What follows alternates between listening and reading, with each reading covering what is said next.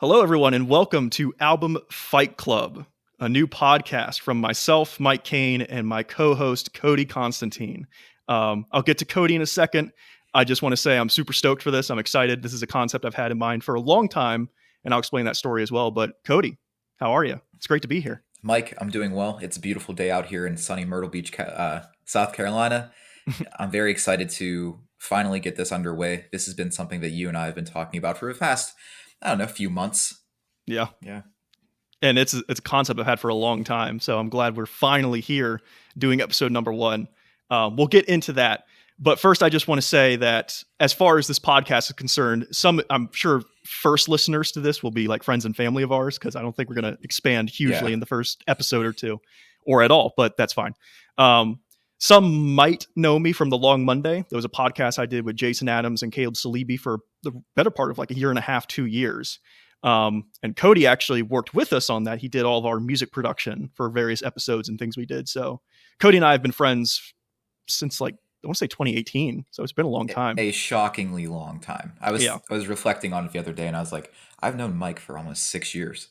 Yeah, it's crazy. Crazy. And one of the first things we connected on was metal music. It was. And our shared love for it. So when I had this idea I've had this idea for a long time. In fact, during Long Monday, I was like, if I ever did an offshoot podcast, what would it be?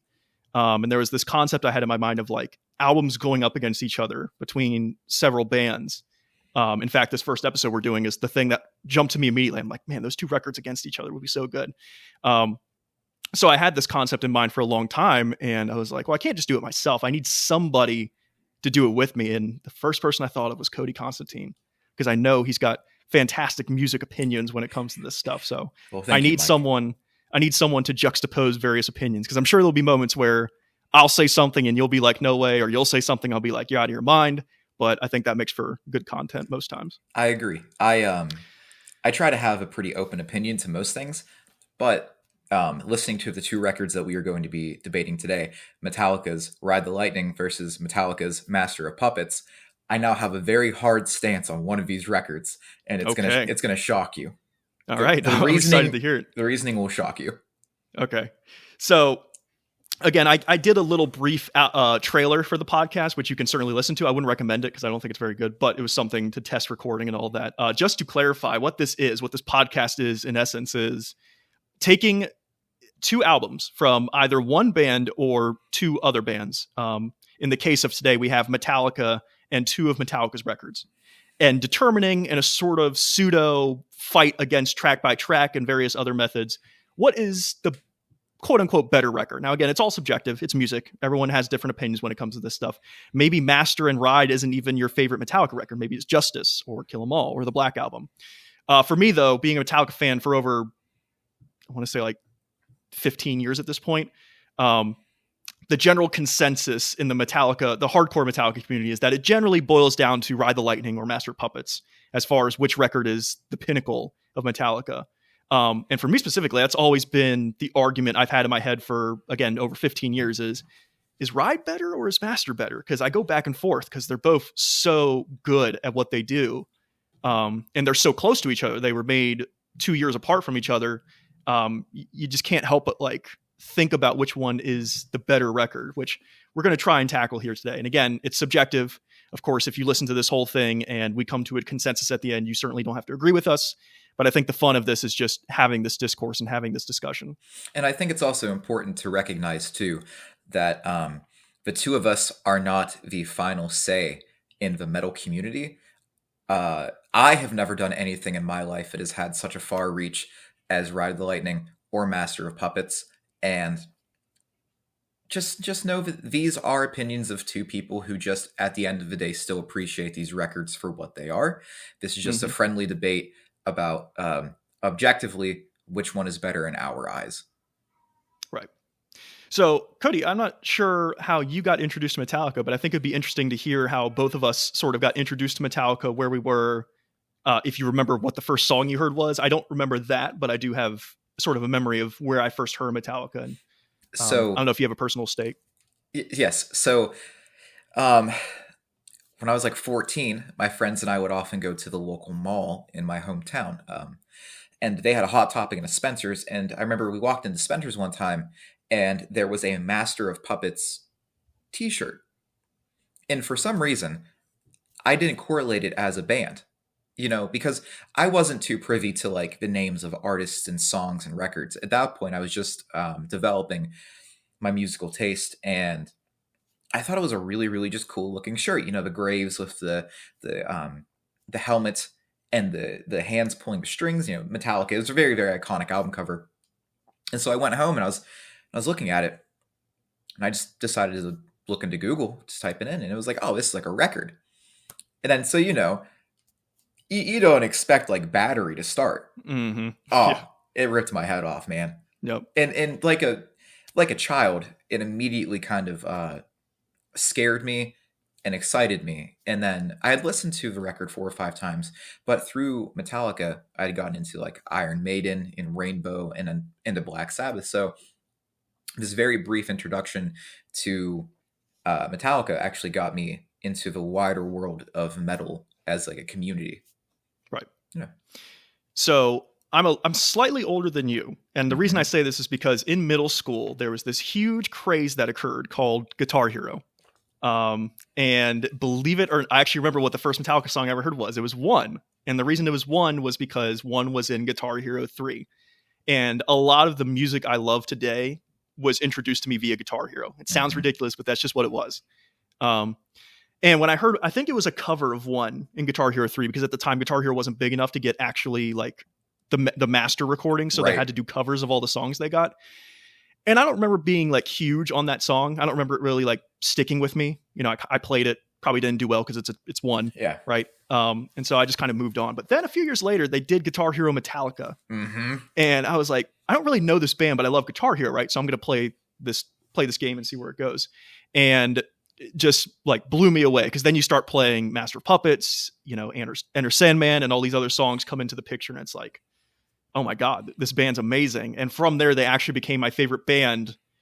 I want to say throughout like all of high school, they were my favorite band. And then in college, I sort of like expanded my taste. I know that sounds so cliche, but that's kind of just what happened.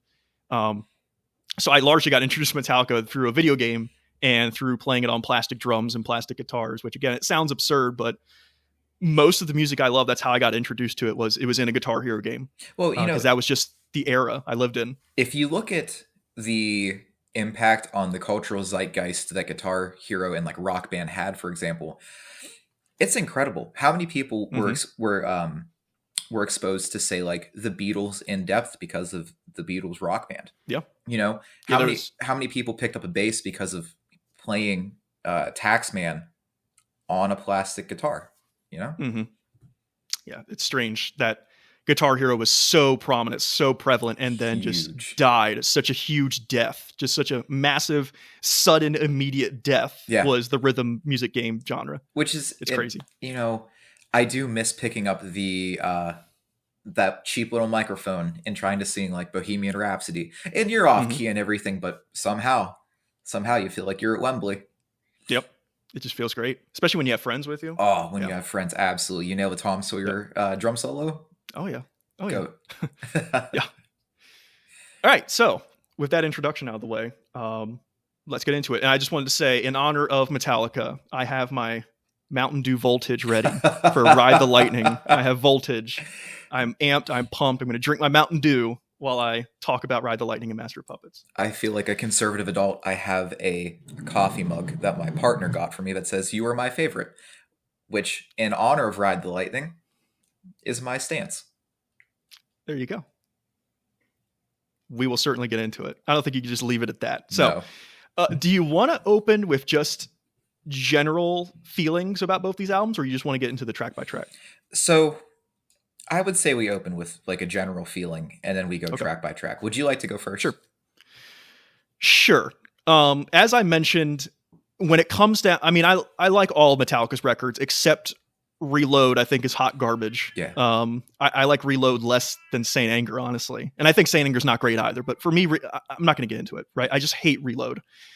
Every other record, even their new stuff, I think is anywhere from good to like masterful. Yes. And as far as the top two are concerned, again, it's always been Ride and it's always been Master.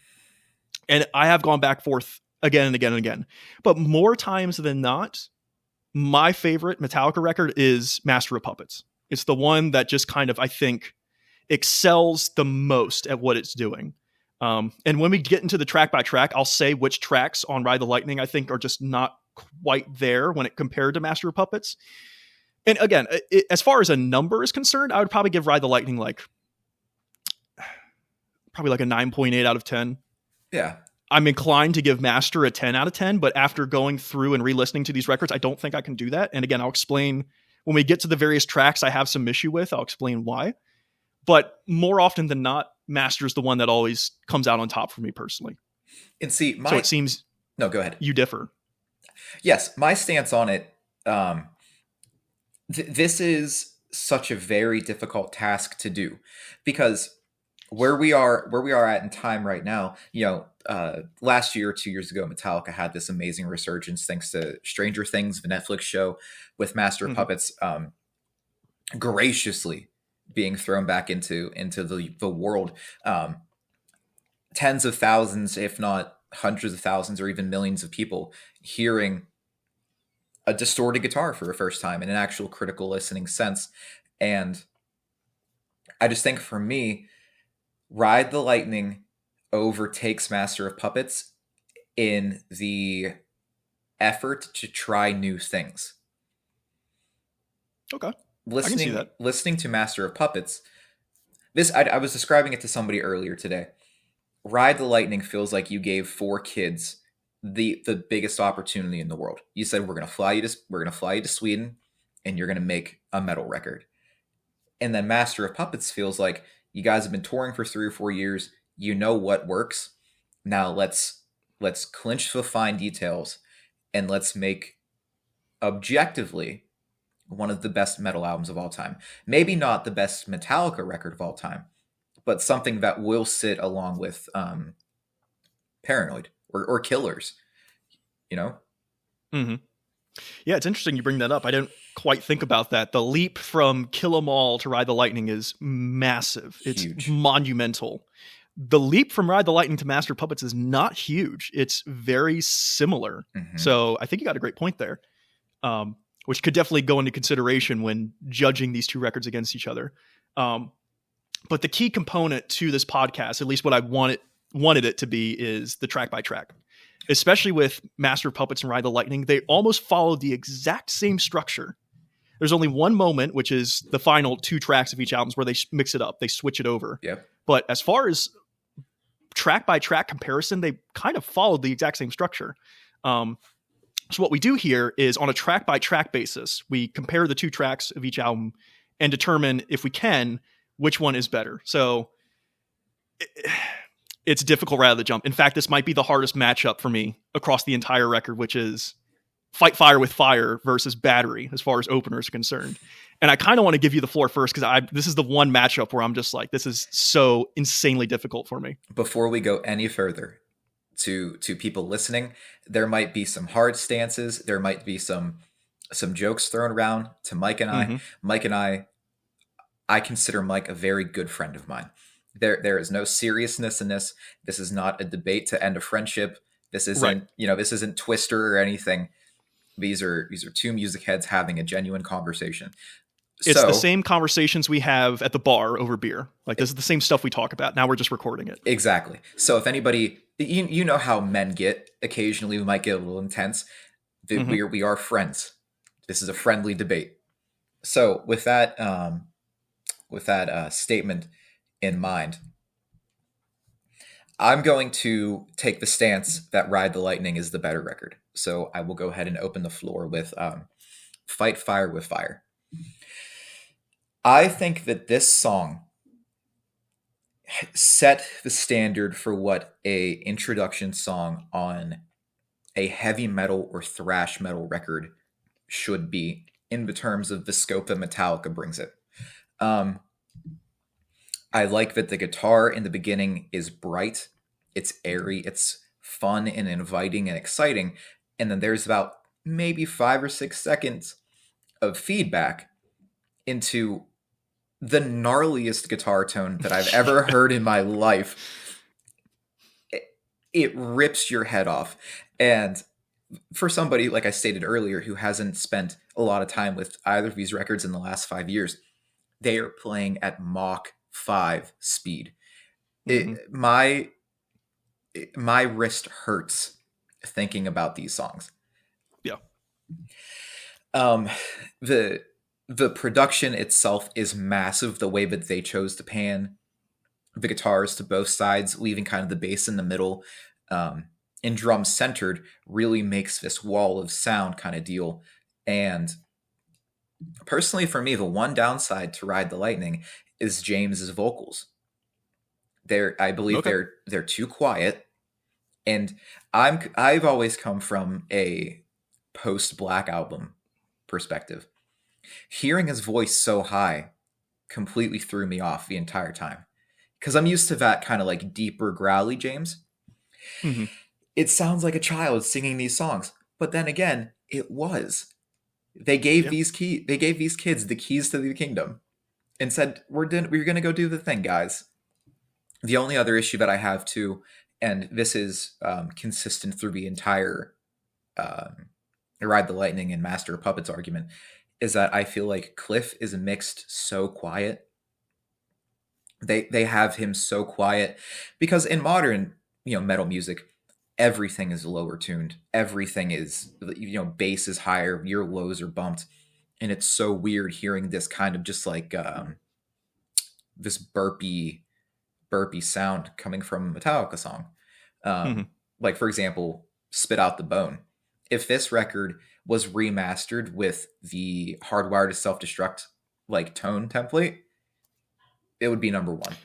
It'd be game over for sure. It would be game over. Um, Fight Fire for Fire, Fight Fire with Fire.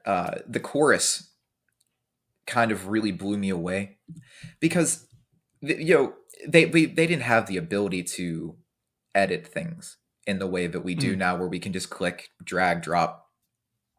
The accuracy and the speed of everybody on this song is incredible, and a shout out to Kirk Hammett. Really paving the way for technically impressive but also heartfelt guitar solos with Fight Fire with Fire. The only other thing that I have to say about this song in particular is that I feel like Lars goes to the well of the D beat, like the punk D beat, too Mm-hmm. often. But other than that, I think that looking at this song in comparison with Battery, Battery feels so much more serious, and that kind of kills it for me. Like Fight Fire with Fire holds this youthful excitement to it, and I think that it shows through the entire song. James sounds like he's kind of panicking a little bit. Lars, he's doing his best trying to play the drums as he can. Mm-hmm. Kirk's holding it down. James, guitar-wise, is holding it down. And Cliff, obviously, masterful bass playing. Yeah, it's Cliff. It's Cliff. Whereas Battery feels like a little more jaded, a little more serious, but they're also not taking as much of a risk. It's like they boiled down to just what they need, which is good, but also bad, in my opinion. So I understand the whole risk take. Like we opened up earlier with how the leap from Kill 'Em All to Ride the Lightning was a risk-taking leap, and it paid off in spades. My thing is, why take risk when you perfect it? Like, you're right in that Fight Fire with Fire is a perfect opener, but I think Battery is also a perfect opener. That's why I'm having such difficulty here, is because both these songs completely destroy the idea of a thrash metal opener to me. In fact, again, they have this, Fight Fire with Fire opens with the sort of like harpsichord sounding guitar tone. Battery opens with that flamenco sounding guitar, acoustic guitar. It's like the same sort of like bright opener into just crushing opening riff into the whole band coming through at Mach 5, like you said. For me, the difficulty is just that they're both pretty much doing the exact same thing. Now, obviously, they're different songs, but the goal of both the songs is exactly the same, which is we need to open this thing kicking the teeth in of the listener. And I think both songs accomplish that. It's tough. I mean, I love both. Like I said, I'm inclined to argue for Battery just because you're arguing for Fight Fire with Fire.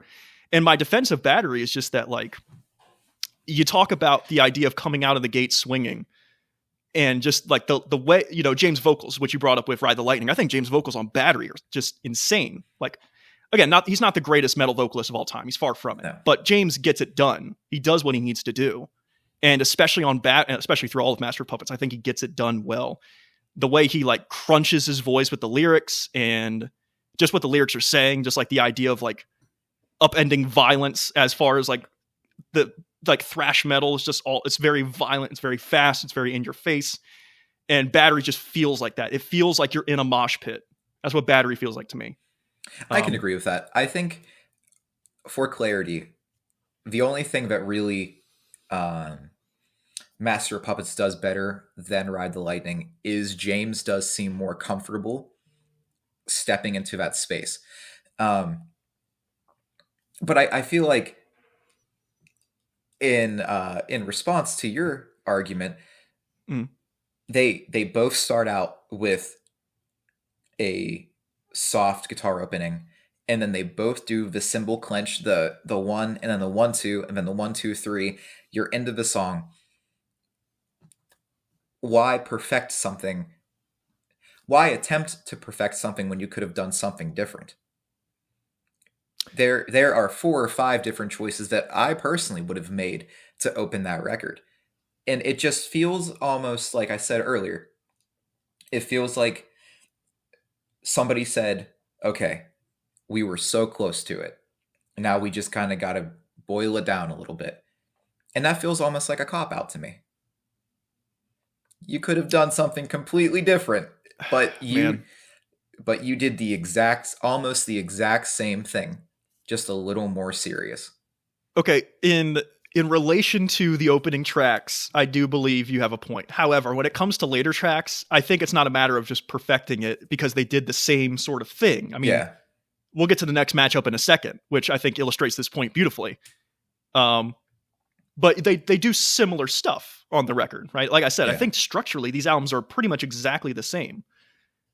But with Ride the Lightning, they saw that they have something. Kill 'Em All, you know, it was awesome. It was great. It sort of kicked the door in for what needs to happen. But Ride the Lightning is like taking that and then like boiling it down to its best components. And so with Master, they're like, all right, let's just do it again. And in some cases, they do it better than they did on Ride the Lightning. However, with this first lineup, again, you're going Fight Fire with Fire. I don't know. I don't know if I can decide here. It's literally a matter of loving both these songs, and they're both doing pretty much the same thing differently. Obviously, again, they're different songs, but the idea of like a thrash metal album opener, which one's better? I don't know if I can make a decision. So I think I'm split on this one. I comfortably can say Fight Fire with Fire, but I will admit that if, say, this was Metallica versus any other band, this is a blowout. These are 2 masterful songs.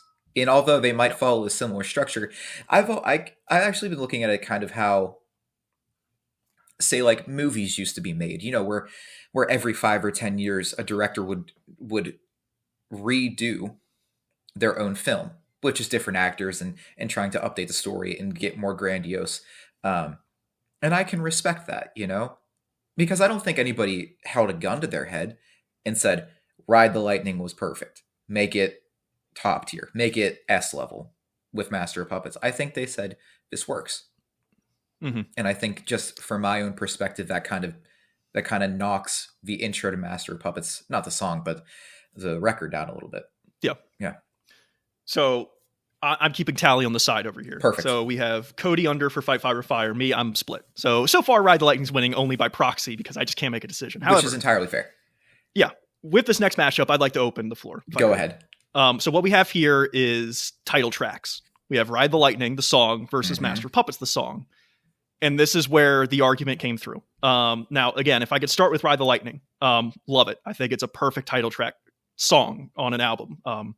Especially the guitar solos by Kirk. Oh my God, those solos are so good. So and just good. The concept of the song is really cool too. Yeah. I think it's a great song. In many ways, I think it's a perfect song. But it's Master of Puppets, dude. Like it's Master of Puppets by Metallica. It is quite literally, possibly the greatest metal song ever written. I'll make that stance. I'll die on that hill. It's, if not number one, it's definitely top 10, if not top 5. Any other title track by Metallica, for example, Injustice for All versus Ride the Lightning, I go Ride the Lightning 100%. But it's going up against not only Metallica's best title track, not only Metallica's best song, in my opinion, it's one of the greatest things metal has ever produced as a thing, as a concept. I mean, you were talking about Stranger Things, just the far-reaching effect of Master of Puppets prior to Black Album. This is before the Black Album. This is before Metallica became mainstream, quote unquote. Just what this song does at every single turn. The riff is perfect. The vocals, I think, maybe not perfect, but they do the job perfectly, right? The band is in the pocket the whole time. The bridge section, the middle section, the solos, the end, like everything about this song, I couldn't change a second of it. For me, this is a no-brainer. It's Master of Puppets. Yeah, here we go. No. I truly believe that besides the opening minute, I think Ride the Lightning is a better song. I think because so here's my issue with Master of Puppets, and this popped up in my notes continually. Metallica, they didn't know when to cut it. They didn't know when to say, guys, we don't need 8-minute songs. We could bang this down to a solid 4:05, you know? And with Ride the Lightning, man, it really feels like the first, what I like to call, guitar center riff. Where I bet this song came out and I bet kids ran to music stores. Kids who didn't have a guitar ran to music stores and sat down and they tried to figure this out. But I will admit, for all of my deep introspection on this song, bang your fucking head, dude. Master of Puppets is the riff. That is the riff. Like, yep. And God bless Stranger Things, because there, like I said earlier, there's some 14-year-old kid who never knew what that felt like. And now they do. Yeah. And I think that where let me see, I had a note in here. I like that in Ride the Lightning, about 5 minutes in, which is, first off, that's way too long for this song. Ride the Lightning could have been a solid, like, 3.5 minutes and crushed it. I do like that Cliff does get pulled up in the mix, but it comes so late into the song that it's almost self-defeating. Because it's like, dude, I got another 2 minutes of this, you know? I'll give you the Master of Puppets thing. That's that's like Mike Tyson going up against like a JV boxer. There's a chance. But man, I don't know about. So one thing I disagree with is that these songs are too long, or that Ride the Lightning specifically is. I actually think they're both perfect length. I never get tired of Ride the Lightning in its length. And by the time we get to the solos, I mean, there's that first solo that's like slower, and then it does that bring, and then like takes off with that second one. I'm like, every time that happens, I'm like, how far with the song are we? Because I feel like I've been in this song for a minute. Just like only a minute and we're already here. Like that song flies by for me just because I love every second of it, as does Master of Puppets. And I like your comment that like Ride the Lightning was that guitar center riff, because really in essence it's very simple. Yeah. I mean, I don't play guitar, I'm not like well versed, but like it feels simpler than Master of Puppets does, right? As a riff. Yeah. And you want that smoke on the water, easy riff to get you into guitar. Then you can excel to Master of Puppets. And despite its simplicity, I still think Ride the Lightning has a killer riff. Like it just works. It's just something that the second you come on, you just can't help but bang your head to it. You're like, dude, fuck, like this is coming in, man. This is hot. Yeah, but again, against Master of Puppets, I'm sorry, it's just not a competition, in my opinion. Well, and I think that's an entirely fair statement. I think that anybody who would look at these from like an objective stance, it's Master of Puppets. Mm-hmm. Yeah, that's it. You don't need anything else. You've hit the top of the mountain. Mm-hmm. Yeah, for sure. Okay, so it's 1-1 right now.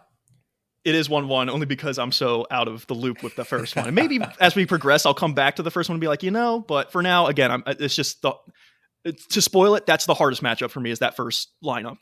That's fair. I think every other one I've gotten a stance on, which includes, again, structurally speaking, what they do next on both Ride the Lightning and Master Puppets is the slow, prodding, heavier song. Yep. Which for Ride is For Whom the Bell Tolls, and for Master, it's The Thing That Should Not Be. Do you want to open the floor? I don't even think there's an argument here. Okay. I don't. I don't know, dude, but I'm interested to hear what you say. As fans of music, right? Okay, let's go with Master of Puppets, for example. As fans of music, we all want to have these big, grandiose opinions on things. Oh, we all get into Coltrane eventually. We all listen down. We all sit down and listen to some orchestra music every once in a while. For Whom the Bell Tolls, I think I wrote it in here. It made me want to burn down the slave market in Charleston. It kicked in, and I said, I'm causing violence today. It is so good in what it does. The bass tone, legendary. Guitar tone, legendary. When it gets out of that, it gets into that 4-3-2-1 riff. Get out of here. Sure, there might be less caveman riffs on another song that's like more intriguing with The Thing That Should Not Be. For Whom the Bell Tolls makes me want to walk into the black abyss and handle whatever is in there. God tier songwriting, and God bless them for taking that chance and letting Cliff Burton do something in a time where bass was more often relegated to just big guitar. And it holds up through time. So I was, when you said this is no contest, I was like, I don't know, dude. So let me talk about For Whom the Bell Tolls for a second. So you're right. You're totally right. It's a killer song. The first minute and a half of For Whom the Bell Tolls is so fucking sick. Like it's just like the bass tone, and then they get into the boom, boom, boom, boom, boom, boom, like that spider crawl riff. It's like, it's so good. Oh, it's so good. But then, and it's not bad. It's great. I love it. I love the song. But then when it gets to the part where James comes in with the vocals, right? The song goes from like 10 out of 10 for me to like 8 out of 10. Like it's still great. I still love it, but you put all your eggs in that first minute and a half and like killed it. Admittedly, you killed it. But then the rest of the song, I'm like, yeah, it's awesome. I love it. I would, if I were at a concert, I would sing it. It's one of those songs where like they play it every show because it's that song. But it hits that point where like the rest of the song, I'm just like, yeah, love it. But it's not that first minute and a half. Go ahead. So I felt almost the exact same way the first time, but I did my listen through of it. But the second time, when Kirk does his solo and he does that dive bomb near the end, I shit you not, Mike, I stood up. I stood up and I went, how did I miss this? Yeah. Because I think that is just the right amount of crazy that song needs to finish on. I think in comparison with The Thing That Should Not Be, dude, a great guitar tone, but it feels like really the big issue with that is Kirk seems like he's underselling himself.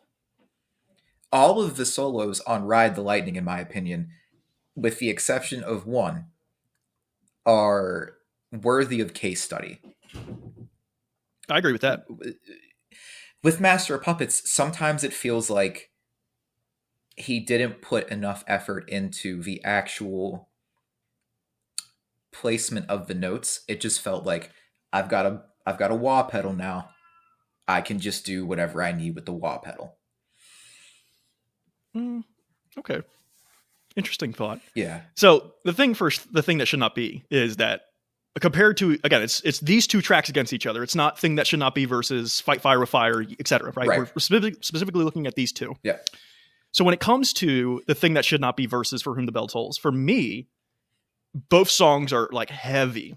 Yeah. Both songs are slower than the previous two tracks. But the lyrics and the selling of those lyrics on The Thing That Should Not Be, right? It's based in like sort of like Cthulhu and why am I blanking on the dude's name? Oh, you talking about Lovecraft? Yeah, Lovecraft. Very Yeah. Lovecraft in nature, right? This huge monster, this thing that should not exist. It like exists out in this like black hole, this ether.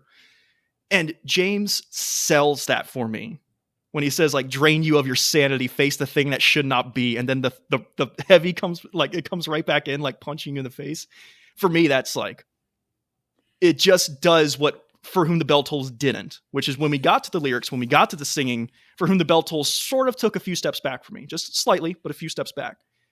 From the moment the thing that should not be starts with the heaviness and then gets into the lyrics, it still remains like mysterious, ominous. You have that boom, boom, boom, boom, boom behind Lars's basic drumming, which I think the basic drumming works. It does in that song.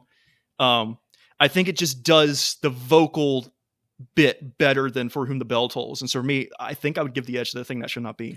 Because whereas the first minute and a half of if it was just the first minute and a half versus the first minute and a half of Thing, I'd be like, For Whom the Bell Tolls 100 times over. But I think The Thing That Should Not Be as a total song, as a total package, is one I go back to more and would revisit more. I'm just going to have to disagree with you here. Because sure, The Thing That Should Not Be might be lyrically better, but I think that in the flow of the song, the delivery of For Whom the Bell Tolls, Time Marches On. Oh, yeah. You could, dude, I could be at a funeral, and if that song came on, I would start finger pointing. And I think that it just enthralls you so much more. At least it enthralls me. Because, you know, The Thing That Should Not Be, it's a perfectly good song. I like the song. It's just that the solo fell short, and then the vocal delivery almost kind of felt too much for me. Whereas For Whom the Bell Tolls feels like a young man saying, I have to write a hit. I have to nail this out of the park. And I will give you the chorus of For Whom the Bell Tolls is perfect. Wouldn't change a thing about it. And again, it's one of those concert choruses where James goes, sing it. And then every motherfucker in that arena is singing it. It's like one of those concert moments. Yeah. But one thing I didn't mention about The Thing That Should Not Be is the end, the last like minute where it's just the and God, I feel like I'm gaining pressure. Like I feel like there is a weight coming down on top of me. The song was already heavy, and they managed to make it heavier as their final like goodbye with the song. It's just like gets that much heavier and that much cooler for me, where I get that like stank face of like good metal. I'm just like, oh yeah, like that is fair. This song, The Thing That Should Not Be, it did make me go, what is this? It's just crushing at the end. But again, you make very compelling points for Whom the Bell Tolls. For me, though, I have to go with The Thing That Should Not Be just slightly more, right? Again, if For Whom the Bell Tolls after the first minute and a half is an 8 out of 10, Thing That Should Not Be is very close to that, probably 8.5. Maybe I could push it to 9, but I don't really think I would. I think I'd keep it in 8.5 camp. I think overall, as a song, it just nails the majority of the song more than For Whom the Bell Tolls nails the majority of its track. That's fair. Then I think it doesn't seem like there was a clear winner on this one either. Well, it was definitely split for sure. Yeah. So for now, split decision there. Maybe by the end that'll add up. Yeah. But I'm sure we're not going to have the split decision on this next one. Fade to Black versus Welcome Home Sanitarium. I can open the floor. This is another one where there's just no competition. It's Fade to Black. For me, at least. I don't know about you. It's Fade to Black. Yeah. Not to really belabor it. If you're a Metallica fan, you know, Fade to Black just, again, and coming off of Kill 'Em All, right? Where Kill 'Em All of Kill 'Em All is just like, it's 18-year-olds making really fast music. All the lyrics are either fantastical or just thrash your head off and kill people and start violence. And again, it's thrash metal. It's metal music, so you expect that. But then for Metallica to come out with basically a suicide awareness song, right? And like a sort of mental health song. It's just like, whoa. Like what? And especially even on the line of Ride the Lightning itself as an album, it's like, first song's this fast crushing, nuclear warfare song. Second song is, execution. I'm gonna ride the electric chair, etc. For Whom the Bell Tolls, again, a war sort of imagery song. Then a mental health song, and just the sort of instrumental choices they make throughout the song. There's a reason it's heralded as one of Metallica's best. Whereas Welcome Home, it's a great song. I love it. It's a good song. It's not bad. But in this particular matchup, there's no competition whatsoever. No, For me. and I very much agree with you. Fade to Black. So for the listener at home, my favorite band of all time is Pink Floyd. Anytime I hear a little bit of David Gilmour come out in somebody, it immediately picks on my ear because I think he's such a versatile guitar player who very much found his like niche in a solo. And there's a section near the end where Kirk's playing, and it felt very Gilmourish. It was a nice step out of their box, which not to go back to the well of looking at the whole album, I just think Ride the Lightning did better. I think there's something to say about, yeah, dude, crazy heavy band for the time. You know, we're doing well. Kids are losing their minds. We're writing these absolute masterpieces. But every once in a while, we can try something new. And I think that is such an accolade to their A, experience, but also B, their inexperience. For sure. Yeah. Is there anything you want to say about Welcome Home? Ooh, let me see. Hold on. For me, I mean, again, I already said I love Welcome Home. I like what it does. I think it's a very cool song. But again, it does that similar thing where the first half is slower. They pick it up in the second half. Again, though, it's fighting one of Metallica's best songs, and it's difficult to really match up at that point. So here is my exact note for Welcome Home. This is just a damn good song. Great lead tone, really quacky. The song would be great if James's voice was deeper, but the instrumental is perfect. Good for them. I think James was really trying to write thought-provoking lyrics, and I respect that. I wish they stuck on the more atmospheric side instead of forcing the shift into a thrash song. The one thing I will admit, though, when Kirk went into that solo, I gasped. He hits these like 14 notes. I swear to God, he broke the sound barrier. He was like the Flash. I paused it and started over because I was like, there's no way he did that. And I will give Welcome Home that. I think that the ending solo kind of usurps Fade Black. Yeah, that's an interesting thought. I'm kind of inclined to agree, but you know, I've heard Fade to Black so many more times, and it's a song that they'll do in concert a lot, whereas Welcome Home is sort of like a rarity at concerts for Metallica. So I'm just more familiar with the Fade to Black solo only because I've heard it so many times. Yeah. But I think there's a fair point to make there that the solo on Welcome Home is perhaps a little better than Fade to Black's. Yeah, you'll have to deep listen to it because I mean it made me straight. I was like whoa, because he hits this solo out of nowhere. Blazing fast. It's awesome. And once again, a testament to Metallica for being able to take something that was so similar and familiar and add on to something that people would already consider perfect. Yeah. You know? For sure. Yeah, so clear no contest there. So we both went with Fade to Black on that one. But again, side two, record-wise, they both open with a very fast return, a very fast song for both, which in the case of Ride the Lightning is Trapped Under Ice, and for the case of Puppets is Disposable Heroes. Now, this one for me is a little difficult. So I don't know if it's easy for you, but for me, this matchup was a little difficult. If it was easy for you, you can certainly open the floor with why, but I'd like to hear what you think about this. So I will say this. Trapped Under Ice is a very good band name. There's an excellent hardcore band called Trapped Under Ice that I love. Disposable Heroes, though, I don't think TUI holds a single candle to it. Okay. I was wondering if we were going to agree on this, and we do. I think they turned their brains off and they said, I'm going to make the chunkiest thing that we can. And then they just did it. Like, Trapped Under Ice is a very good song, but it feels like there are two songs. It's this one and then also Escape that they could have reworked. And then I think Ride the Lightning would be undisputed masterpiece. And Yeah, we'll get to Escape, but yeah, it's a good song, but it's not Metallica worthy. right. I like that Trapped Under Ice though. It doesn't really let up in its intensity. It feels Oh like yeah. they said we have to write like a workout song, and then they did. And poor Lars, dude, his calves must have been on fire recording the song because they're I think flying all of through them. it. Yeah, Yeah. I mean, I'm pretty sure the bass, for example, is going as fast as the guitar picking is it in the is. song. And I love the tone of the end of Trapped on. I don't know if this is actually the case, but that last sort of that they do at the end, the bass, at least it sounds like the bass is really coming through there. That Cliff's bass picking is really coming through. Again, I don't know if that's actually the case or not, but it gives it this like sort of tone that the rest of the riff didn't have I prior to agree. that.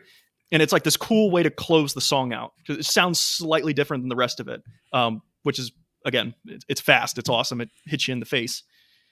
But you have a go ahead. I think the one issue that Disposable Heroes does have, though, and it's noted a lot through Master of Puppets, there's no reason this song should be 9 minutes long. Now that I will agree with. I think Disposable Heroes is a little bit too long. Too But by a long. little bit, I mean like cut a minute and a half, and you'd have it great. Because it does that fake out ending. Yep. And it's like, okay, dude, like that's cool the first time you hear it, but then the second and like from on, you're just going like, did we really need a fake out ending for this song? Well, I think it's important to recognize too that we have 30 or 40 years now of music that usurps this in every sense.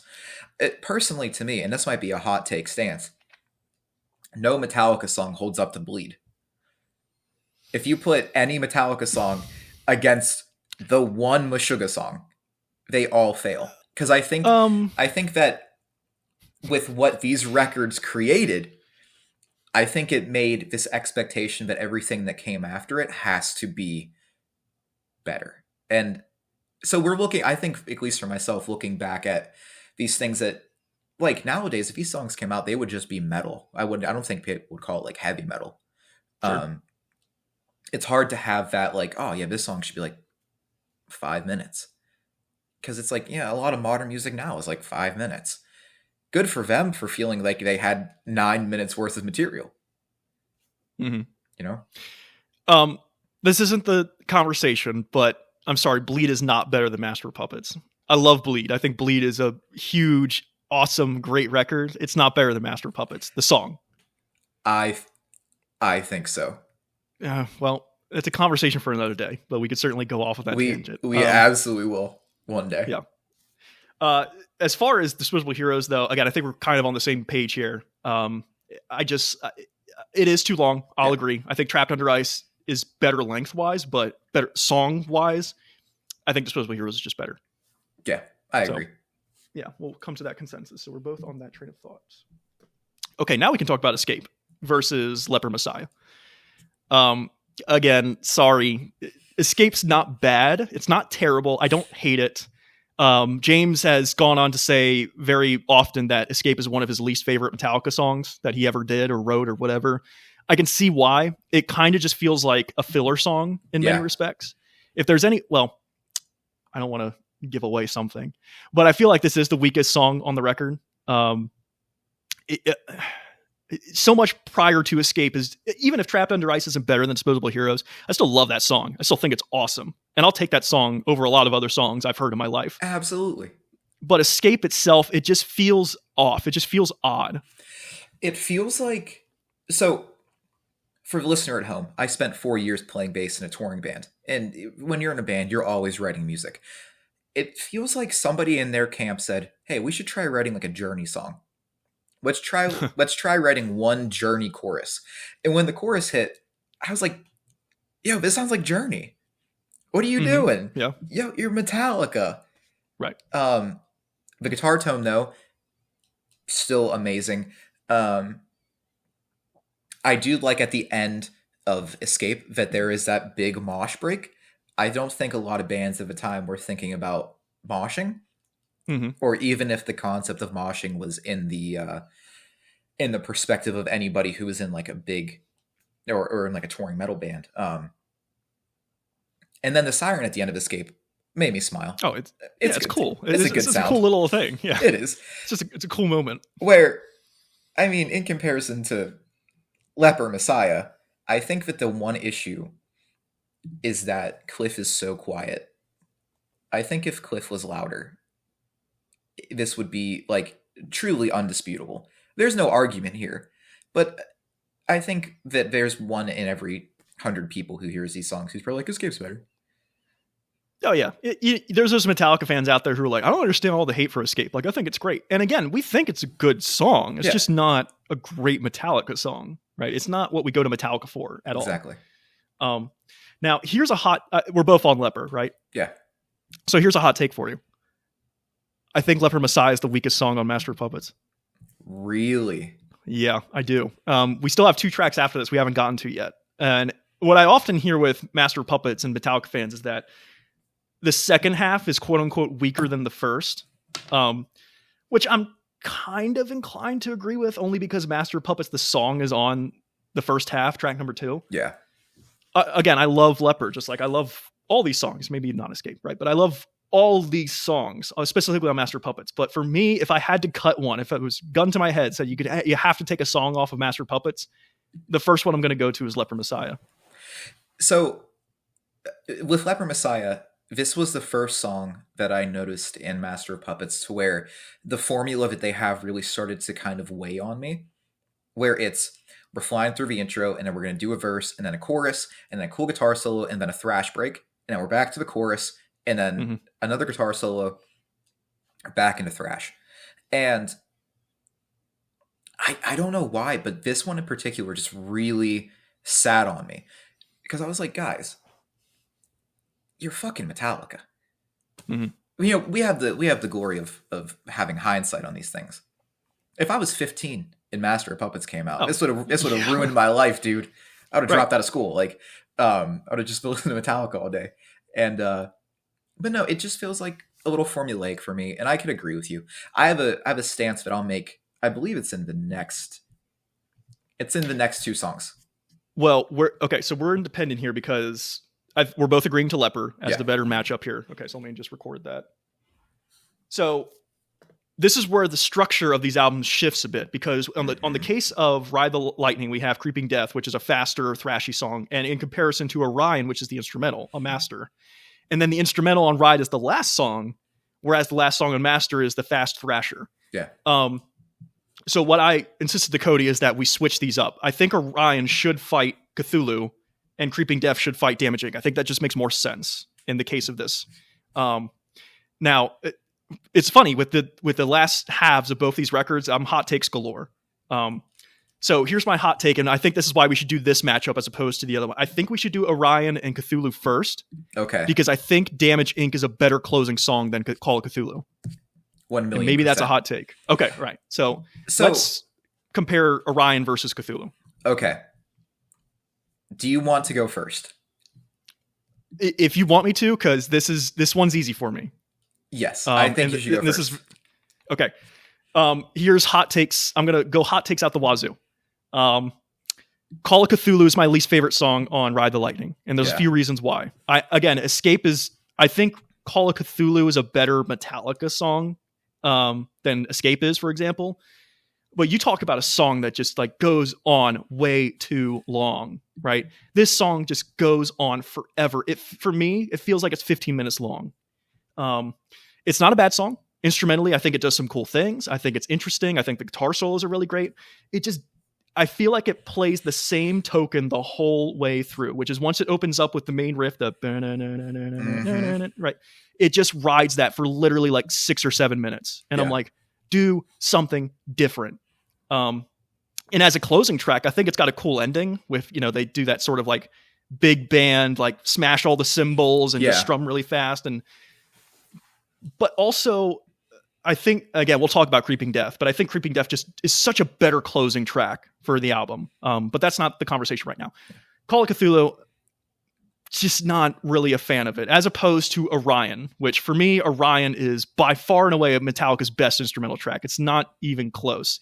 Now, to be fair, as far as Metallica instrumentals go, you have Cthulhu on Ride, you have Orion on Master, you have To Live Is To Die on And Justice for All, and you have Suicide and Redemption on Death Magnetic, which Orion versus all the other three, it's no contest. No Orion contest. does so many interesting things with its time. And again, I'm pretty sure Cthulhu and Orion are like the same general length of song. They are.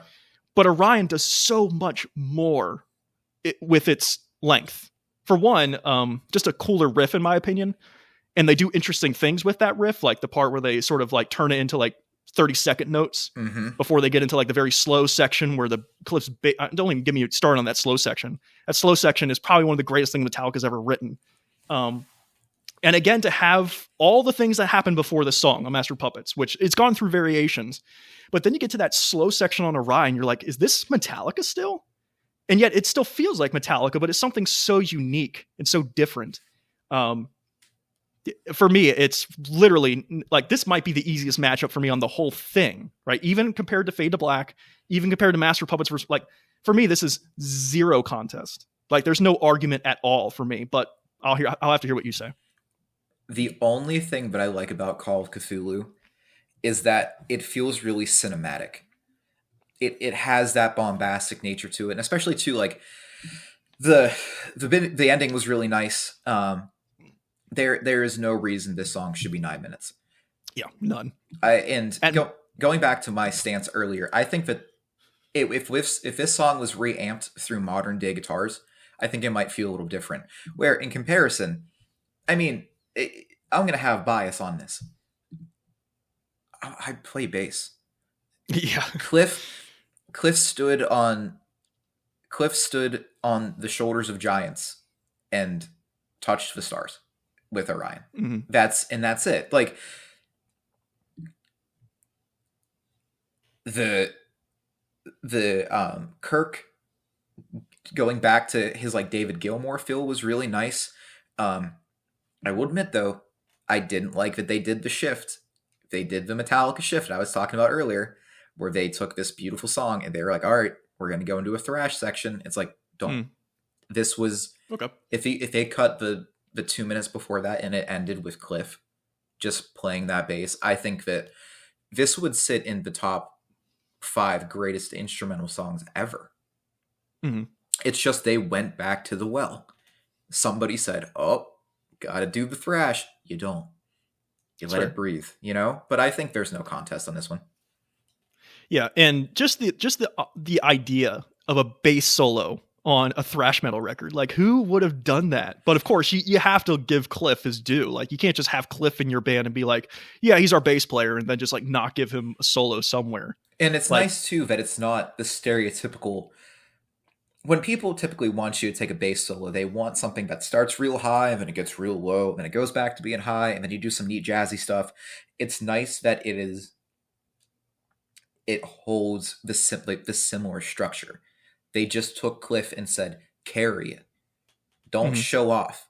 Do what you're already doing, which is being one of the greatest metal bass players of all time. And no disrespect to Jason Newsted, and I feel so awful for Jason Newsted. Mm-hmm. Yeah. But it's like no one's ever going to reach this level. Don't even try. Yeah. It's hard to be in Metallica post Cliff and you're the bass player, and especially what they did to Jason on like Injustice for All, for example, where he basically wasn't there. Like his tone was so low. I have to find the note. It's going to kill me until I find it. So the thing that should not be, I have in the notes here, they're really into singing about mental health. Was Metallica the first champion of mental health advocacy before bullying Jason Newsted for 10 years? Because, I mean, there's a shift on the black. The issue for me is, and what I think Jason's real sort of, I love Jason. I think Jason is a great bass player. He is. But he's on Justice, Black, Load, Reload. Like, talk about the slump of, like, not thrashy. I mean, Injustice is his own thing, right? But yeah. Black, Load, and Reload, it's like you're playing hard rock at that point in a lot of respects. And again, I think Jason looks back fondly on a lot of, I mean, he was so amped to be in Metallica. I don't think he cared if they let him play bass or not. I think he just wanted to be there. But like looking back on it all, I mean, you get, in my opinion, you're on the worst Metallica record. Load has got moments, and Black Album's great, obviously, but like you're not on Master, you're not on Ride, you're not on their comeback where they got back to thrashiness with Rob. But again, I think Jason doesn't really begrudgingly feel that way. No. As a fan, I feel that way. It just, I feel like it's a necessary part of any Metallica conversation. As somebody who has spent time playing bass in like a heavier band, it's hard. It's hard, especially when you have somebody who's such a trailblazer. I feel like every metal fan should send Jason Newsted an email that just says thank you. You carried the weight. Bob Rock didn't have to do this. You carried the weight, and we appreciate it. And you helped Metallica get to a #1 album. You helped hold metal in its place for a while. That's a very kind thing to do. Yeah, for sure. So, final matchup. And again, Hot Take Central. We have Creeping Death versus Damage Inc. Only because we switched around the track listing. You can go first if you like, but I think I have some hot takes when it comes to this. Maybe not. Here's my stance on this. If I were Metallica, which I'm not, and if it was 1984, which it wasn't, I would have cut Creeping Death. I would have done TUI. No, I wouldn't have cut Creeping Death. I would have cut Escape into Creeping Death, and then I would have put Damage Inc. at the end of Ride the Lightning. Because I think that it fits so strange on Master of Puppets. I think when I listen to Master of Puppets, it ends with Orion. Because I have this perspective of Cliff wasn't dead yet. They didn't know, but I would have cut Damage Inc. because I think looking at the story that they're trying to tell throughout Master of Puppets, I think Orion is a very beautiful way to end it. And flipping it on its head and going, okay, we're thrashing it out again, feels a little weird. But just in comparison, let me see where we at here. So just to clarify, you're saying that Ride the Lightning should be Trapped Under Ice into Creeping Death into Damage Inc. Yes. And Master Puppet should end with Orion. Yes, that's my uber hot take. So Call of Cthulhu's nowhere in there, as is Escape. No. Both those tracks are completely trashed. Take them. All right. Take them. Yeah, that is definitely a hot take. Well, but if we're doing it as we were, I very much think that Damage Inc. is a better song than Creeping Death. Only because this is where I have to give the entire argument for Ride the Lightning. Good for them for trying so many different things. I think they tried one too many different things. I think they needed to end with a song that was like Damage Inc., where it was something new. Because if you look at the end of Master of Puppets, right, out of nowhere there's like a Moog, like a Moog shows up, and it's these two weird sounds. It starts at Orion and it ends with Damage Inc. They're nowhere else on the record.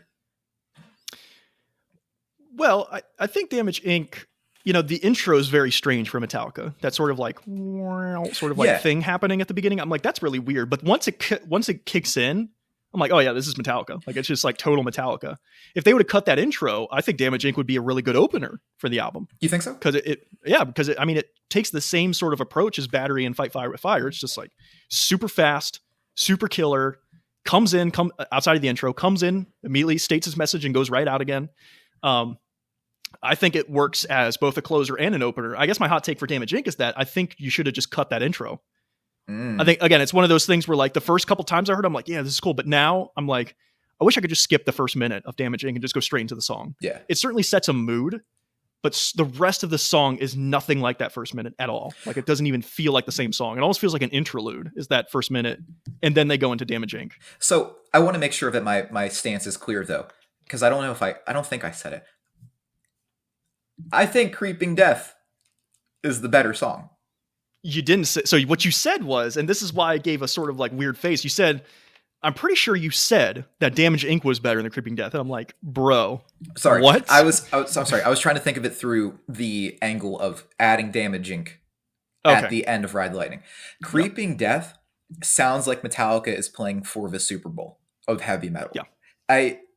It rips every other song on Ride the Lightning apart, I think. So okay, so apparently it's not a hot take. Creeping Death, I think, is by far the best song on Ride the Lightning. In fact, I think Master of Puppets is Metallica's best song, but Creeping Death might be my favorite Metallica song. Ooh. That fucking riff, that boom, boom, oh my god! Every time it happens, it's like I hear it for the first time again. It's so fucking sick. It's such a good riff. It might, I mean, again, comparing it to the song Master of Puppets. Oh, that's tough. I don't know which riff is better, but for me, it might come down to those two as my favorite Metallica riff. And I think I might give it to Creeping Death. It's just something about that riff is so killer. It's so good. So to the listener at home, because we went through a whole bunch of different hoops to get here. My hot take for Ride the Lightning is they should cut Escape, and they should have somehow, I don't know, had the knowledge to put Damage Inc. at the bottom of that make it the last song on Ride the Lightning. We are both in agreement though that Creeping Death beats out Damage Inc., which I think is the most reasonable stance to take, because it feels like almost their last stand at like Hamburger Hill, because that Kirk's solos through that song are just like, they're just amazing. I think James could be a little more gainy, but it sounds like he's finally found his voice at the end of the record. It's just a perfect song. It's a great way to end that record where, I just think that Damage Inc. almost feels like a B-side that they were just kind of like, get it. I don't know if I go that far. I still think Damage Inc. is great. I still love the song. I think it works on Master of Puppets. But for me,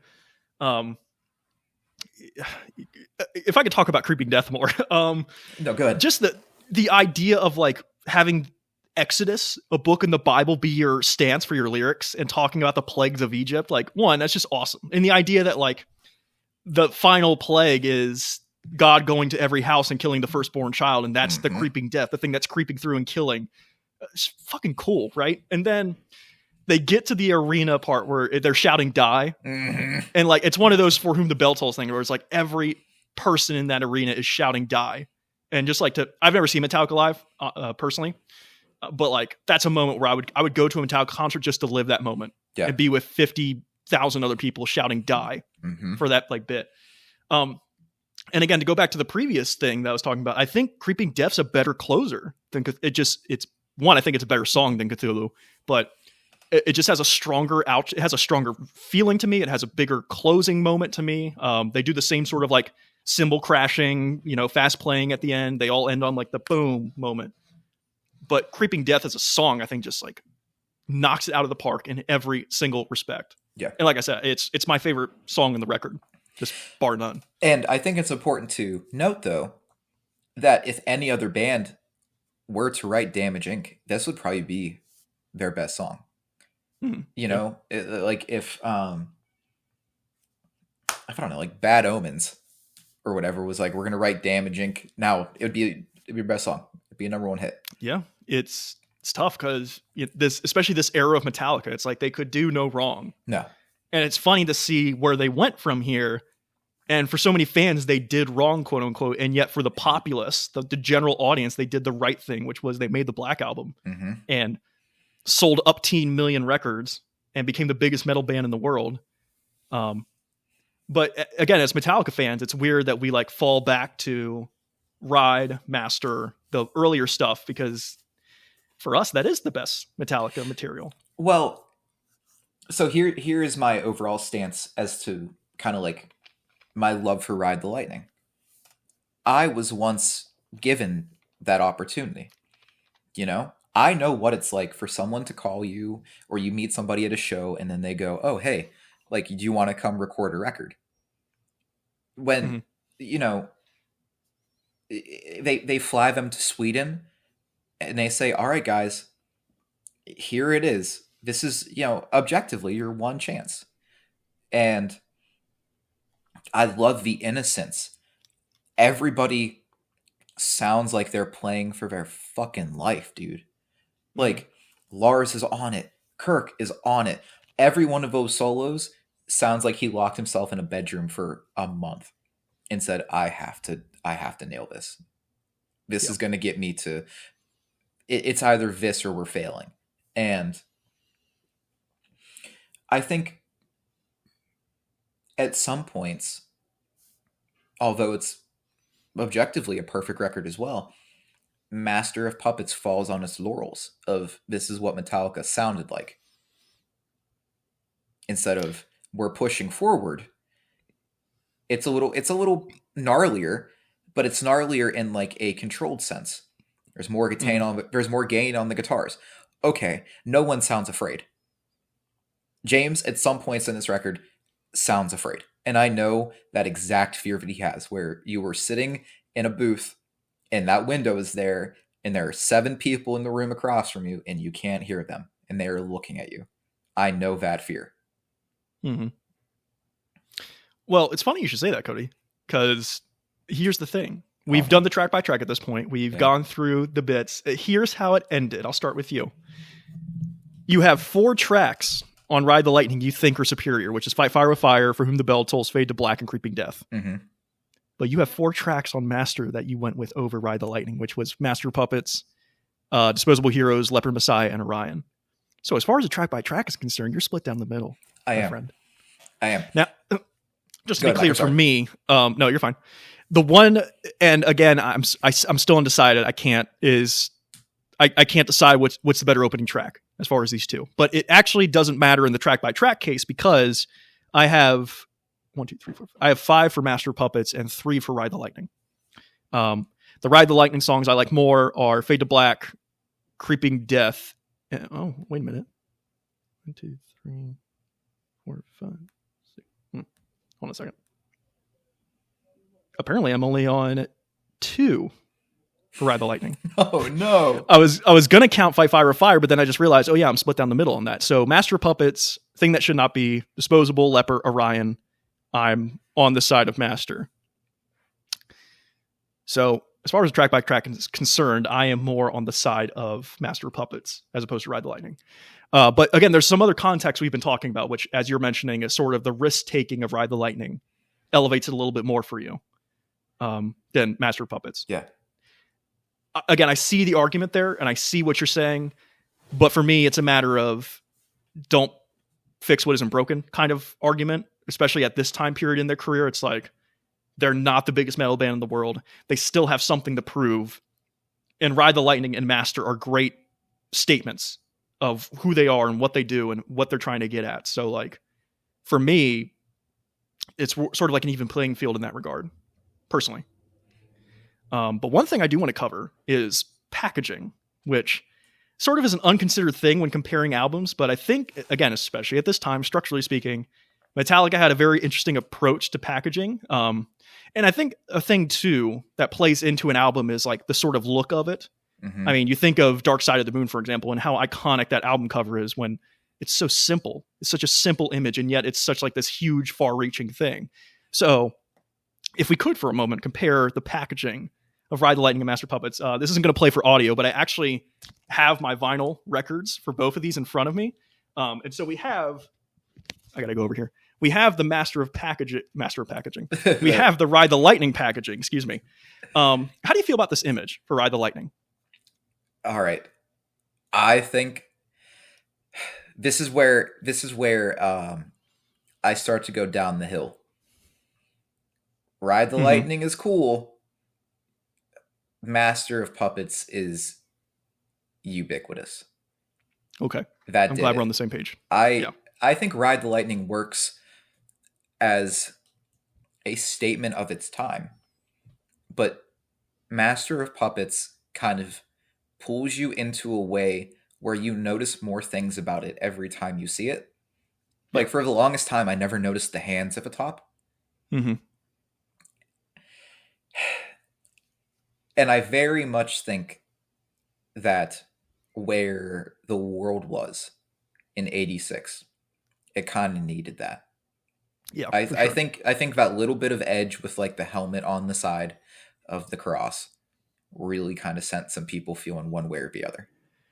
Yeah, and as far as Ride the Light, like it's not bad. It's just kind of basic. Yeah. Like it's just a dark sky with lightning bolts and the electric chair, and like that's it. Hmm. And it's like it does its job. I guess the job done, but it's kind of just a little basic for my taste. As far as the back is concerned, we have the four members of Metallica just like doing their thing, pretty candid shots, including Cliff down here in the corner. Rest in peace, But Cliff. again, rest in peace, Cliff. But as far as you're right, iconic iconography imagery is concerned, I mean that Master of Puppets cover is so good. It's so like it does everything it needs to. And Yep. you're right that like the hands in the top with the strings coming down for all the graves. As far as the back is concerned, they went with more stadium photos. Again, this isn't playing for audio, but that's okay. If you have these records or if you need images, just go to Google. I don't know. It's just like I think it really comes down to the front covers. And you're right in that Master of Puppets front cover is like iconic for music. It's iconic for metal. It's just a cover, whether or not you're a Metallica fan, if you're a metal person, you know that cover. Yeah. And you probably know Ride the Lightning's cover too, but it's not one that like people go back to and they're like, oh man, that covers everything. It's like so iconic. But I think Master of Puppets nails that. So for me, I think, again, another token in Master of Puppets camp is that the imagery associated with it, I think is better. I could agree with that. Yeah. So, packaging wise, Master. In your case, the risk taking for Ride is something that excels it. One thing we've been speaking towards, but it's something I do want to give to Ride's favor, is solos. Kirk Hammett solos throughout the record. Again, it's Kirk Hammett at his prime as a lead guitar player, and I think that Master of Puppets as a record certainly has amazing solos across the board, but there's something about the Ride the Lightning solos throughout that record that, like, for me, it just takes a slight edge over it. And I'm not a guitar player. I'm more of a drum person when it comes to like metal music and that kind of stuff. But like, you just feel the energy of the Ride solos throughout. Yeah, like I was saying, it feels like it feels like everybody was aware that this was the opportunity. Yeah. And for better or for worse, one of the main caveats of like heavy rock, metal, heavy metal, whatever you'd like to classify it as, is a guitar solo. And I feel like Kirk has knocks it out of the park every single time with Ride the Lightning, where once you get to Master of Puppets, once again, it kind of feels like there's a little bit of safety net. That is what I like, because the numbers show that I'm agreeing that Master is, I guess, objectively in this conversation better. What I like more about Ride is that it feels like there's no safety net. It feels like those dudes walked in every day and said, we're going to get kicked out of here. It very much feels like a 2112 Rush moment where it's like everything's on the line for this band. They have to do something incredible. And for Rush, it's like, okay, look, if we're going out, we're going to do what we want. And they make 2112 and it sort of kickstarts their career again. I don't think it's quite that level for Metallica, but it's a band who has everything to prove as well as everything to lose. Yes. Right. As far as the San Francisco thrash scene is concerned, Metallica's like right up here. A lot of people are talking about Metallica and this. Have you seen this group Metallica and Kill 'Em All? They got this record out and it's insane. What are they going to do next? And they do Ride the Lightning. And it's like, could you do a better thing next than Ride the Lightning? I don't think you could have. I think Ride the Lightning was the perfect record they had to make as a follow-up to Kill 'Em All and accelerating their career forward from that moment. So I guess then the only thing that we have to narrow down is, what's the better opener? I don't know if I can. I'm sorry. I just don't know if I... Because here's the thing. As far as opening tracks are concerned, I literally think they're both 10 out of 10. Like, I think Fight Fire with Fire is a perfect opener for Ride. I think Battery's a perfect opener for Metallica, or for Master of Puppets, excuse me. Well, okay. Let me give you this argument then. So the numbers show that Master is walking out of here, which is and again, it's not. Yeah, this is not a sort of like, oh, Cody's wrong, ha ha ha. Like it's just friendly conversation. Like we're not the elder gods in metal, right? We're just having a fun conversation here. So, but yes, at the end of the day, I'm still going to prefer Ride the Lightning. Yeah, and Mike's probably still going to prefer Master of Puppets. Correct. Doesn't make us wrong, doesn't make us right. Here's my perspective, though. What would you rather hear as an opener at a concert? So, like, the Ecstasy of Gold starts playing. Do you want to hear the intro to Battery or the intro to Fight Fire with Fire? Okay, is the question... Well, let me ask this. Is it literally the intros of... So, Ecstasy of Gold, they always open Ecstasy of Gold, right? Yeah. Is Ecstasy of Gold ends, and then the harpsichord sounding guitar comes in from Fight Fire with Fire, or the riff comes in with Fight Fire with Fire? The harpsichord. I don't know if I prefer either of those in those cases. Ecstasy of Gold is a very symphonic opening. I'd prefer them just to come in, right? Yeah. Because to start with the intro of Ecstasy of Gold and then go to the intro of Battery, for example, I'm like, you just did that. Like, I don't need that. Like, if you're gonna do it, I would prefer Ecstasy of Gold intro, or as in the intro, and then when Ecstasy of Gold in, come right in with Fight Fire with Fire riff, or come right in with the Battery riff. And in that case, probably Fight Fire with Fire, as far as opening riff goes. And again, it's tough. It's hard because I love both those opening riffs, but I think something about the Fight Fire with Fire riff punches you in the face harder, only slightly harder, but punches you in the face harder than the Battery riff does. Well, both of them are still knocking teeth out, though. I think Fight Fire with Fire has this certain like dirtiness to it. Yeah. Where it's like the guitars somehow aren't cutting through enough. There's like a little muddiness that makes it just like it hits so hard. And to be fair, I mean, it's Metallica. Yeah. As long as it's not like The View off of Lulu, they could open with any song, and I think people would be stoked. Yeah, that's true. So I guess you know what? I'll give it to Fight Fire with Fire. I will. Objectively, because even if I do, Ride the Lightning still doesn't win in my case. But even beyond that, you have a good point there with like concert wise, they're opening with one of their opening songs. I think I'd prefer Fight Fire with Fire in that moment. Yeah, I think I would too. I'll take it. But again, though, I just want to make clear that it's still very tough for me. And I'm only slightly going over the line to Fight Fire with Fire. I'm not going all the way over. I don't think I'm quite there, but I do think that there is some shorter bit that I could walk over with Fight Fire with Fire and be fine. Yeah. Well, that's crazy. I can't believe that I had this in my head that I was going to be able to shift your perspective on Ride the Lightning. And I guess you shifted me. Well, that's what we're here to do. We're just here to talk metal. One thing I do want to ask, because I don't know if you said this, I made it clear that Call of Cthulhu and Leper Messiah would be the two songs I cut from each record. Do you know the songs you would cut? I mean, you mentioned the whole Escape versus Cthulhu being cut and then adding Disposable Heroes to the end. I would cut Escape from Ride the Lightning, because I think Escape kind of just sinks the boat a little. And then Call of Cthulhu kind of pulls it down a little more. But Call of Cthulhu without kind of that like without the previous dislike of Escape, it's a perfectly serviceable song. And especially too, in my opinion, the rest of those songs are straight rippers. That's okay. Yep. You can miss at the end. I mean, either way, Metallica falls into this problem where they don't do enough different to make me want to listen through a whole record every time. So very rarely am I getting to Call of Cthulhu. Because it's like, man, this is so, it all blends. Admittedly, when Call of Cthulhu comes up, I usually just stop. Yeah. I usually stop the record because one, Creeping Death just ended, and I'm like on such a high.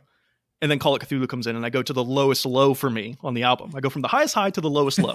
Yep. And for me, that's another problem with Ride the Lightning, which, again, one thing I want to make clear is that, I said this earlier, but as far as Metallica ranking goes, Master and Ride are definitely the top two. I don't think there's any other album in Metallica's discography that I would put up there.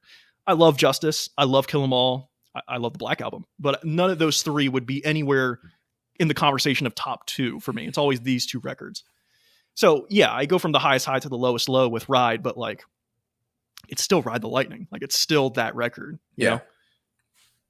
But then I think Leper Messiah is the is the easy cut. It's a good song, but it just doesn't hold up to what the rest of that record is. You would cut Leper over The Thing That Should Not Be? Because it felt like with The Thing That Should Not Be, you were kind of just like, it's okay. Oh. No, you know what? You're right. Yeah, you're right. Yeah, The Thing That Should Not Be, just get out here. At least Leper kind of rips. Blasphemy, damn it. Blasphemy. The Thing That Should Not Be. You're not giving enough credit. No, I never will. Once again, they were really into singing about mental health. Was Metallica the first champion of mental health advocacy before bullying Jason Newsted for 10 years? Yeah, but Jason wasn't part of the band yet. I know, but still. You know, man. It's a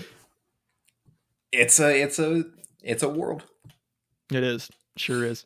I think if we ever make it to April Fools with this podcast, we should do Load versus Reload. Because I think both those I think Load is much better than Reload, but I still kind of hate Load for what it represents for Metallica. Yeah. And God, not to get into this conversation, but some of the bad songs on Load and Reload are like the worst stuff Metallica's ever written, in my opinion. Yeah. Like, yeah, Saint Anger's bad, but at least they tried to do something different. And have you heard the fan edit of Saint Anger on YouTube? No. It's this guy who like redoes all of Saint Anger with like good sounding instruments. And some of the songs are like amazing. They sound great when they are put in that context. And you can't really do that with Load and Reload sound great. It's just that the songs are kind of dog shit, in my opinion, for a lot of those songs. I can agree to that. I think that if I were Metallica, I probably would have done another like covers EP. I wouldn't have written anything else. I would have just been like, hey, let's just cool it. Everybody's in like a weird space right now. You know? Yeah. Because I think, man, it sucks. Because it's like once you get to Death Magnetic, it's like, all right. You should have just waited. And on top of it, I know we've had this conversation, but it almost feels like Metallica's on autopilot a lot these days. Yeah. Where like I like 72 Seasons, I like Hardwired, but like some of those songs in there, I'm just like, it's the most generic fucking metal you could have gone with, Metallica. Like you're not doing anything interesting. Well, the crazy thing about, because I truthfully haven't listened to 72 Seasons yet. The crazy thing about Hardwired is there are some songs that fucking hit. Oh yeah. Where were you for the rest of these songs? This doesn't need to be 2 discs. No, absolutely not. Yeah. Make this 6 songs. You're fucking Metallica. I would go, or Ride the Lightning, 8 songs. Master of Puppets, 8 songs. Like, make Hardwire 8 songs. Make 72 Seasons 8 songs. Like, you've done it before. You've done it perfectly before. Like, do it again. Yeah. You're right. I think another episode. Oh, good. I think and this is one I'm actually serious about. I think Hardwired versus 72 Seasons. Because again, there's a lot of similarity between the two. Is that they're both 12 songs. You probably have to jumble it a little bit more than we did with these two, but still, it's like their last 2 records. They sound and feel similar to me. And actually, at the moment, I don't know which one I like better. I don't love either of them, right? But which one do I like better? I'm not entirely sure. It perplexes me that you go from this high spot and then you just fall into this like cycle of just mediocrity. And every once in a while, like a spit out the bone will come. It's like, just do that effort for everything else. Mm-hmm. You only play arenas. You don't have, dude, you only play arenas. Yeah. Get together once a month for a week and try and write one song that is as good as anything you did pre-Black Album. For sure. You know? Like, because like those guys are getting older. I don't want 20 Metallica songs on a record that are. Neither do I. I want. And in fact, sorry to interrupt you. No, you're fine. But in fact, if they ended with if they came out tomorrow and said 72 Seasons is our last record, I'd be like, good. Yeah. Honestly, because like you guys have the legacy, you've got the prestige. If you just want to do concerts until you don't feel like it anymore, I'm fine with that. Like I don't need another Metallica record. Like I'm good. I've got your old stuff. Some of the new stuff, again, I like. I think some of the new songs are really good. It's not quite Master or Ride, but like there's a point in a band's career where you just kind of have to stop. And I feel like Metallica's kind of there, honestly. I would just like to see, I'd like to see them walk out with one last like masterpiece. Because I think it's there. I just think that they get too caught up with being open and being transparent about things, like live streaming your practices. You know, stop giving Lars all of the creative control. Sit Hmm. down as a four piece and write how you used to. Do you mean masterpiece in the sense of a song or an album? Album. So I'd be interested to know, like, again, I'm sure they've had conversations at this point where they're like, okay, when are we going to stop? Like, we at some point we're going to have to stop, right? Is it going to be when one of us dies? Like, if James Hetfield dies tomorrow, I assume Metallica's over. Yeah. If Lars dies, I don't think they're replacing Lars or Kirk. Rob, again, I think Rob's ingrained enough now to where they would also be like, okay, Rob died, we can't keep doing this. Yeah. I wonder if, like, in the back of their minds, not having been public about it, they're like, okay, next record is our last record. We know this. We know it's our last record. What are we going to do? Like, in that, it's like a Beatles Abbey Road moment where it's like, you better bring the heat, dude, because like Exactly. they will be like, I mean, they're not going to be on the level of the Beatles, right? But they're big enough to where that'll be a huge thing. Metallica's last record is coming out. What are they going to do? And if they do something like Abbey Road, where it's another Master of Puppets, like then my whole perspective of Metallica and my sort of like respect for Metallica might shift. I might be like, they went out on the highest possible note they could, and I respect that. Well, what I've always thought the smartest thing that they could do is when it gets to that last record, because it's got to be coming up. Yeah. I would just, because sure, we can sit here and talk about the quality of product that they've released. To any person in a metal band, you are Metallica. That's it. That's like meeting Bob Dylan. It doesn't matter who you are now. You were Yeah. Metallica. Dude, you wrote Highway 61. Like, I would get Joey Sturgis.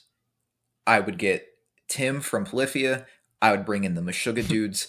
I would say, all right, guys, we're going to crowd source one last perfect record. Because at the end of the day,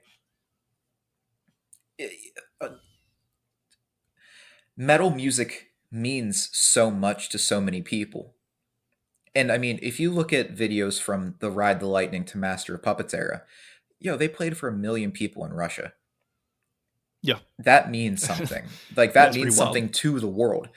And for example, I grew up in a northern town that didn't have a lot of money, and it's like, I can't tell you how many kids I knew who lived in like mobile homes who just only wore like Metallica shirts.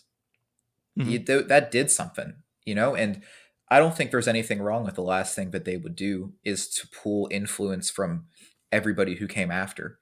Because it's like, what do you guys want to hear? What can we leave you with? What's our legacy now? I think that they have it in them. I think that they just need to bite the bullet and say, we need a little help that isn't like Bob Rock. Right. Stop letting Bob Rock do stuff. Go to Joey Sturgis. He'll make the tones insane. Mm-hmm. Get like 2 or 3 people to come in. Like, yeah, okay, get Thomas Hackey to come in. You'll be fine. Get Dave Mustaine on it.